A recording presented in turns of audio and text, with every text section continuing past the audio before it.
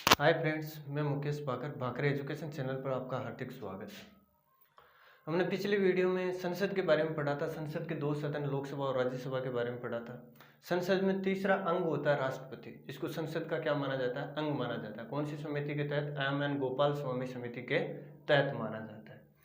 तो अब आज राष्ट्रपति के बारे में पढ़ेंगे। तो राष्ट्रपति को हम संसद में न पढ़कर किस में पढ़ेंगे? कार्यपालिका में पढ़ेंगे। तो आज कार्यपालिका के बारे में अध्ययन करेंगे। कार्यपालिका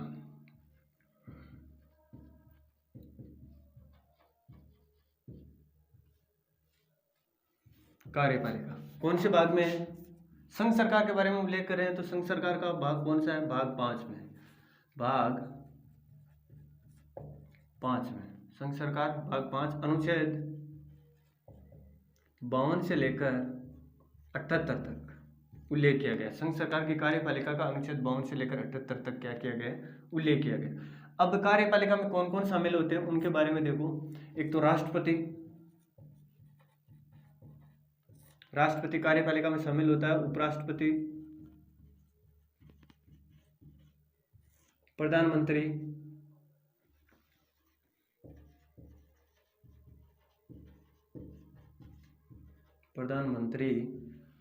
वह प्रधानमंत्री के बाद मंत्रिपरिषद,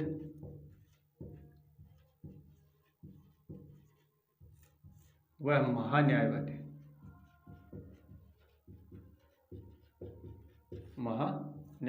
कानूनी सलाहकार। भारत का सबसे बड़ा कानूनी सलाहकार महान्यायवादी होता है। ये किस में शामिल होते हैं? कार्यपालिका में शामिल होते हैं। यानी राष्ट्रपति, उपराष्ट्रपति, प्रधानमंत्री, मंत्रिपरिषद और महान्यायवादी कार्यपालिका में शामिल होते हैं। कार्यपालिका का भाग 5 और अनुच्छेद 52 से लेकर 78 तक क्या किया गया? उल्लेख किया गया।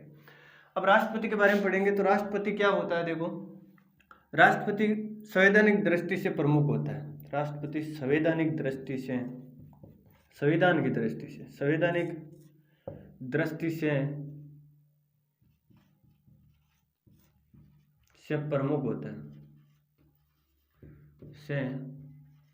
प्रमुख होता है। संविधान की दृष्टि से प्रमुख होता है। इसीलिए इसको भारत का प्रथम नागरिक कहा जाता है। क्या कहा जाता है? प्रथम नागरिक कहा जाता है। प्रथम नागरिक कहा जाता है। अब राष्ट्रपति के बारे में पढ़ रहे हैं। तो राष्ट्रपति का पद कहां से लिया गया है? ये भी जानकारी देखो। पद अमेरिका से। कहां से लिया गया? अमेरिका के संविधान से। अमेरिका के संविधान से राष्ट्रपति का पद अमेरिका के संविधान से लिया गया। भारत के संविधान में बहुत सारी चीजें दूसरे देशों के संविधान से ली गई। क्यों? क्योंकि कई देश पहले आजाद हो गए थे, तो उनके संविधानों का अवलोकन करके या अध्ययन करके भारत का संविधान बनाया गया था। तो राष्ट्रपति का पद कहां से लिया गया? अमेरिका से। उसके बाद में तुलना किससे की गई है? तुलना की गई है ब्रिटेन के राजा की। ब्रिटेन के राजा से। ब्रिटेन में राजा और रानी होते हैं। महारानी विक्टोरिया का नाम सुना होगा, तो वे ब्रिटेन की क्या थी? रानी थी। तो यह तुलना कहाँ से की जाती है? ब्रिटेन के राजा से। क्यों? क्योंकि प्रधानमंत्री संवैधानिक दृष्टि से प्रमुख होता है और कार्यपालिका की सारी शक्तियां किसके पास में होती है? राष्ट्रपति के पास में होती है। लेकिन उन शक्तियों का प्रयोग कौन करता है? मंत्रिपरिषद या प्रधानमंत्री करता है। यानी उन शक्तियों का प्रयोग तो मंत्रिपरिषद या प्रधानमंत्री करता है, लेकिन कार्यपालिका की सारी शक्तियां होती किसके पास में है? राष्ट्रपति के पास में होती है। इसी कारण इसकी तुलना ब्रिटेन के राजा से की गई है। यानी राजा के पास में सारी शक्ति होती है, लेकिन उनका शक्तियों का प्रयोग कौन करता है? वहां की मंत्रिपरिषद करती है। इसके कारण अब कार्यपालिका में हम राष्ट्रपति के बारे में अध्ययन करें। तो राष्ट्रपति हेडिंग डालो, राष्ट्रपति। ठीक है, राष्ट्रपति। अनुच्छेद के बारे में अध्ययन करेंगे। तो अनुच्छेद 52 से शुरू होती है कार्यपालिका। तो अनुच्छेद 52 में भारत में एक राष्ट्रपति होगा। अनुच्छेद 52 में कहा गया भारत में एक राष्ट्रपति होगा।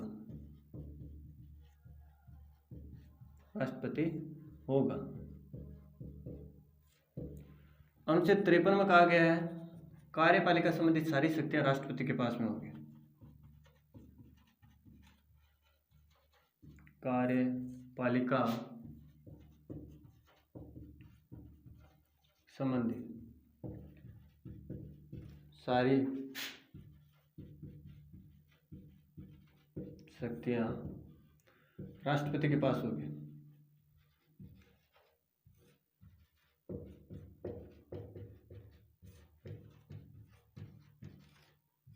सारी शक्तियां राष्ट्रपति के पास में होगी, यानी अनुच्छेद 53 में बताया गया है कार्यपालिका संबंधी सारी शक्तियां राष्ट्रपति के पास होगी। उसके बाद में अनुच्छेद 54 आता है।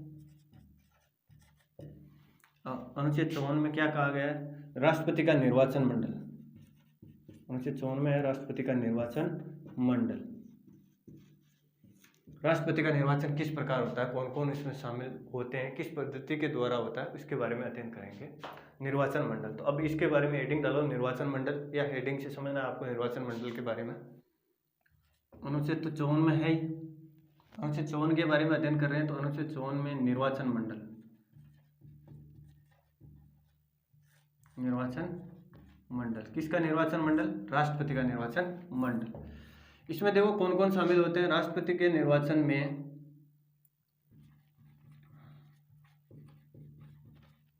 राष्ट्रपति के निर्वाचन में संसद के सदस्य क्या कहलाते हैं? सांसद कहलाते हैं, चाहे वो राज्यसभा का हो चाहे लोकसभा को। सांसद व विधायक भाग लेते हैं। विधानसभाओं के सदस्य क्या कहलाते हैं? विधायक भाग लेते हैं।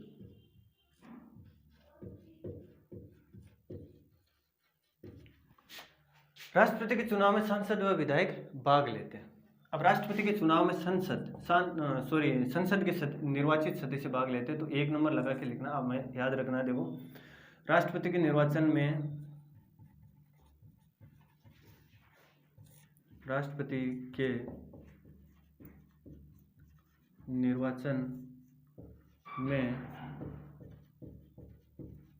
संसद के निर्वाचित सदस्य भाग लेते हैं।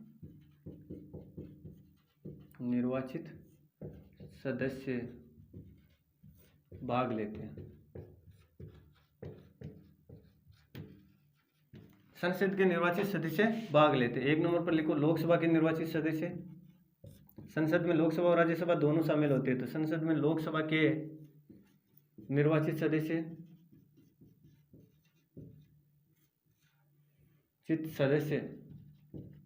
कितने हैं? 543, यानी 545 कुल सीटें हैं लोकसभा की, उनमें से 2 सदस्य राष्ट्रपति द्वारा मनोनीत किए जाते हैं अंग्ल भारतीय समुदाय के। इसके लिए निर्वाचित सदस्य कितने हुए? 543। 2 नंबर पर राज्यसभा के निर्वाचित सदस्य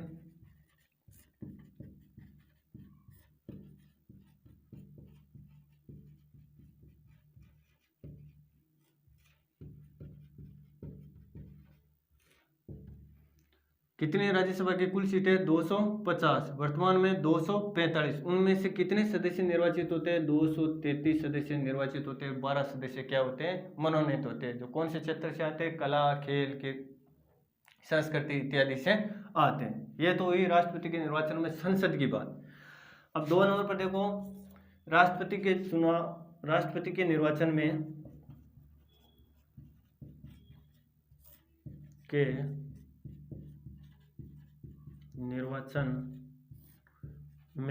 विधानसभाओं के सदस्य भाग लेते हैं। विधानसभाओं के सदस्य भाग लेते हैं। भारत में जितनी भी विधानसभा है उसके सदस्य भाग लेते हैं। तो 1 नंबर राज्य की विधानसभाओं के सदस्य, राज्यों की विधानसभा के निर्वाचित सदस्य, विधानसभाओं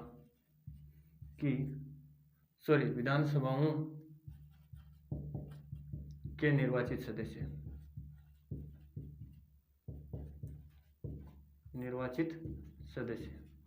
राज्य की विधानसभाओं के निर्वाचित सदस्य कितने हैं? कुल 4020, यानी भारत की जितनी विधानसभा है उसके राज्यों के निर्वाचित विधानसभाओं के सदस्य कितने हुए?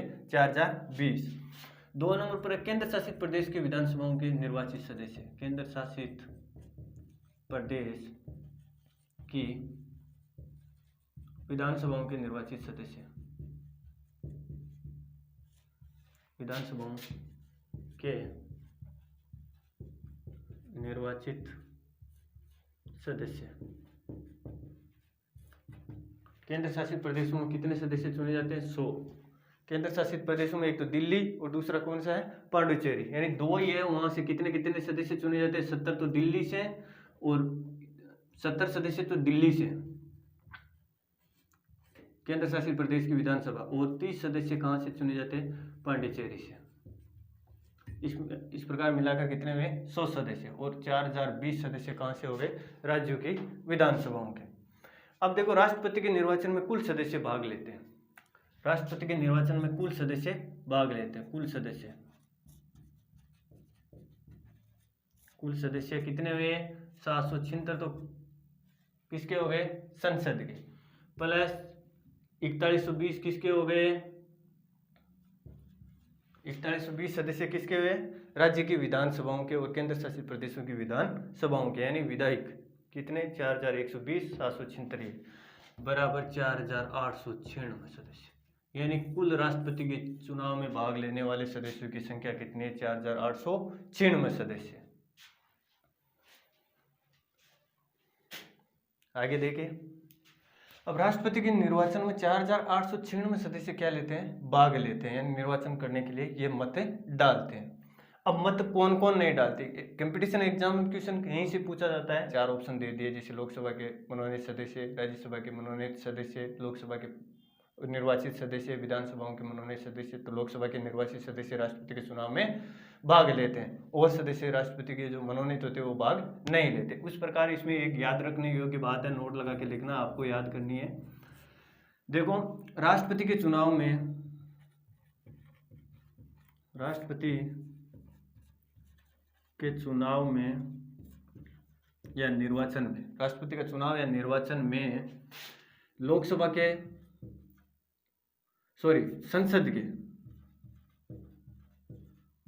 संसद के मनोनीत सदस्य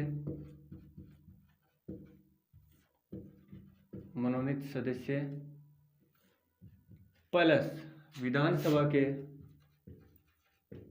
विधानसभाओं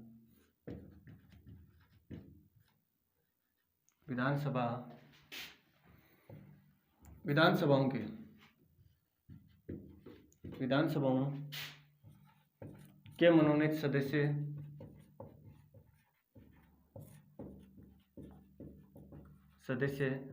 प्लस विधान परिषद के सदस्य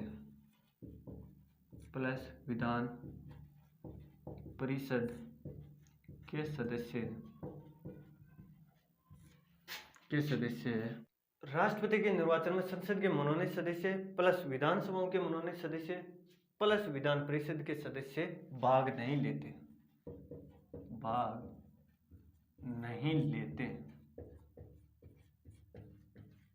यानी ये सदस्य राष्ट्रपति के चुनाव में भाग नहीं लेते, जो मनोनीत किए जाते हैं, और विधान परिषद के सदस्य भाग नहीं लेते। निर्वाचित सदस्य राष्ट्रपति के चुनाव में भाग लेते। ये अनुच्छेद 54 के बारे में था। अब उसके बाद में राष्ट्रपति के और भी अनुच्छेद है। वीडियो लंबा होने के कारण मैं आज इसको यहीं खत्म करता हूँ। अगले नेक्स्ट वीडियो में आपके राष्ट्रपति के बारे में और पढ़ाया जाएगा। जब तक के लिए जय हिंद, जय भारत।